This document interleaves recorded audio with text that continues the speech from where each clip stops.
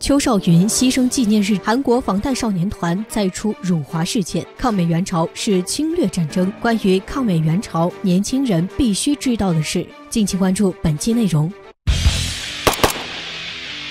近日，一则韩国男团的消息再一次引爆网络。在今年8月份，防弹少年团获得了美国非营利组织韩国社交协会所举办的一个奖项，该奖叫做 One Fleet Award。他们设立这个奖的目的是为了纪念韩国战争期间一名美国的将军詹姆斯·范弗里特，以此来表彰促进韩美之间关系的人物或者组织。其实，如果仅仅只是获个奖，那也没什么，毕竟该奖早在1992年就成功设立了，也不至于每年出来一个人获奖都被骂了一顿。但是，防弹少年团在录制获奖感言视频中表示，我们永远不会忘记那些曾经为了韩国和美国而付出巨大代价或者光荣牺牲的人们。我们希望大家永远记住我们两国共同经历的痛苦和男女军人所做的牺牲。就是这样完完全全的跪舔美国、赤裸裸的歪曲历史的言论，居然在国内还有应声虫。国内居然还有网友发布微博称，抗美援朝是韩国抗击侵略的战争，这真是教育的悲哀。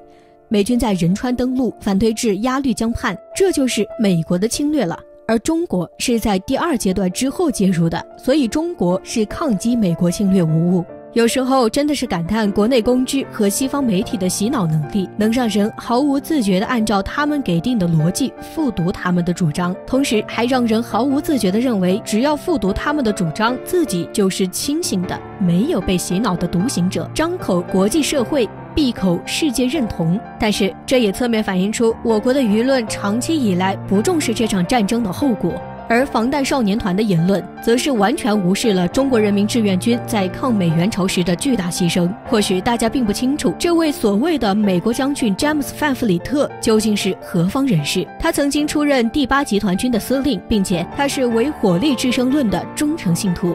相信大家都听说过上甘岭战役，在这场战役中，美军调集兵力多达6万余人，并且集结大量火力，其中包括300余门大炮、170多辆坦克，甚至总共出动飞机3000多架次。据统计，在那场战役中，美军向志愿军2个面积仅 3.7平方公里的阵地上，共投掷了炮弹190余万发，炸弹5000余枚。这种激烈程度可以说是前所未有的，甚至其炮兵火力密度已经超过了第2次世界大战的最高水平。在如此猛烈的炮火袭击下，最终将我方的阵地山头都削低了整整2米，而高地上的土石也都被弹药炸松了1到2米，成为了一片焦土。甚至就连许多志愿军挖来用以抵抗炮火袭击的许多坑道也被打短了5-6米。而在这场异常惨烈的战役中，志愿军阵亡4838人，伤6691人，共计伤亡率达到25%以上。这可以说是志愿军打得最惨烈的战役之一。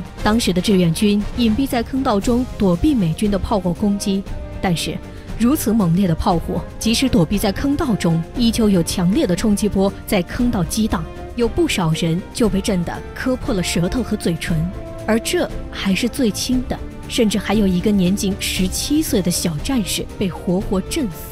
除此之外，在此次战役中还出现了许多英雄，但是他们大多失去了自己宝贵的生命。大家都听说过黄继光用身体毒子弹去炸碉堡的故事，但是除了他之外，还有许多抗战英雄的名字并没有被人们记住。在500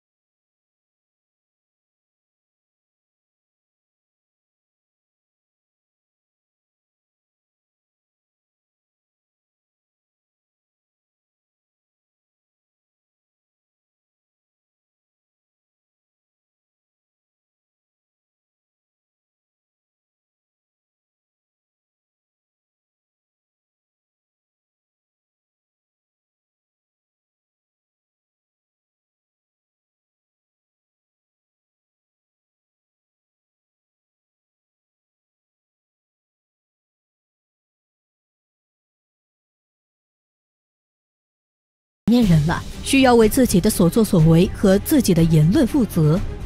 最可恶的是，有些中国粉丝还跑到韩国社交平台上卖惨，却反被韩国嘲讽，可以说丢脸都丢到国外去了。而在许多韩国人眼中，中国人就是人傻钱多，还爱多管闲事。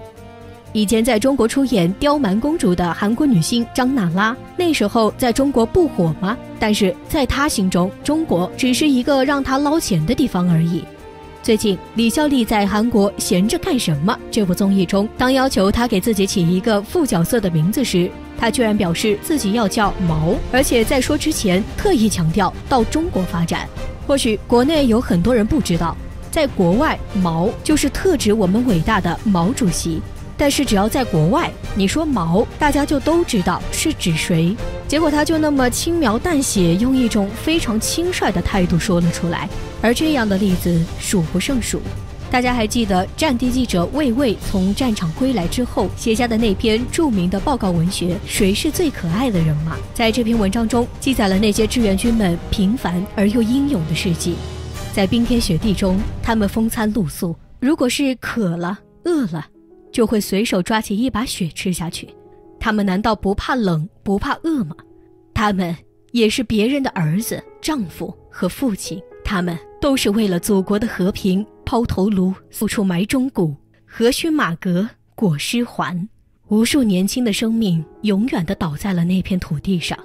1950年，新婚不久的毛岸英主动请缨参加抗美援朝战斗，结果不幸在美军的一次空袭中壮烈牺牲，年仅28岁。